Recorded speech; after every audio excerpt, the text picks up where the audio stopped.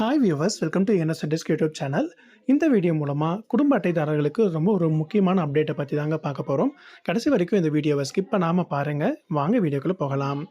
Hi friends, ration card அப்படிங்கிறது வந்து பார்த்தீங்க அப்படின்னா எல்லாருக்குமே ரொம்ப ஒரு முக்கியமான டாக்குமெண்ட் அப்படின்னு சொல்லலாம்.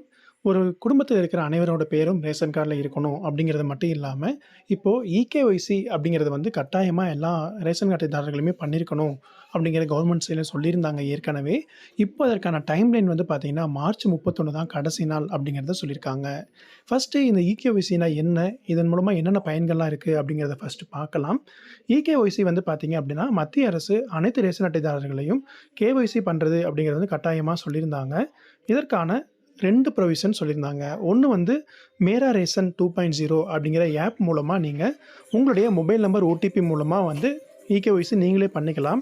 அப்படி இல்லை அப்படின்னா பயோமெட்ரிக் முறையில் நீங்கள் எந்த ரேஷன் கடைகளில் பொருட்கள் வாங்கிட்டு இருக்கீங்களோ அதே கடைகளில் நீங்கள் வந்து உங்களுடைய என்ட்ரிஸை வந்து இகேஒய்சி அப்டேட் பண்ணிக்க முடியும்.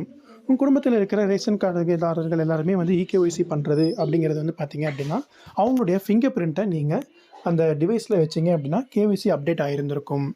உங்களுடைய கேஒய்சி அப்டேட் ஆகிருக்கா இல்லையா அப்படிங்கிறத வந்து ரேஷன் கடையில் அவங்க டீட்டெயில்ஸ் செக் பண்ணும்போதே பார்த்துக்கலாம்.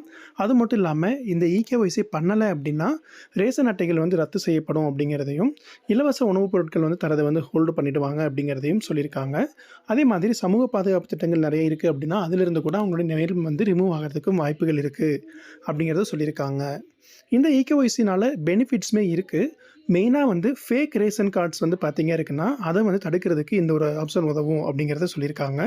உண்மையான பயனாளர்களுக்கு அரசு திட்டம் வந்து கரெக்டாக போயிருக்கா அப்படிங்கிறத செக் பண்ணிக்கிறதுக்கும், நிறைய ஸ்கீம்ஸ்லாம் வரும்போது கரெக்டான ஒரு நிவாரணங்கள்லாம் அவங்களுக்கு போகுதா அப்படிங்கிறத பார்த்துக்கிறதுக்கும் இந்த ஒரு ஆப்ஷன்ஸ் ரொம்ப பயனுள்ளதாக இருக்கும் அப்படிங்கிறத சொல்லியிருக்காங்க.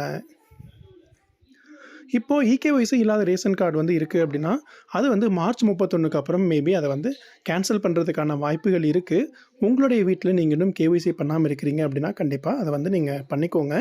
அது மட்டும் இல்லாமல் உங்களுக்கு நியர்பை வீடுகளில் நிறைய பேர் இருக்காங்க, அவங்க இன்னும் கேஒய்சி பண்ணாமல் இருக்கிறதுனால அவங்களுக்கு தெரியப்படுத்துனீங்கன்னா அவங்களுக்குமே வந்து கேஒய்சி அப்டேட் ஆகிடும். உங்களுக்கு நியர்பையில் இருக்கிற ரேஷன் கடைகளுக்கு போயிட்டே வந்து நீங்கள் கேஒய்சி பண்ணிக்கோங்க. இல்லாட்டி மேரா ரேஷன் 2.0 அப்படிங்கிற ஆப் மூலமாக பண்ணிக்கோங்க. இதற்கான லிங்க் டிஸ்கிரிப்ஷனில் கீழே கொடுத்துருக்கேன்.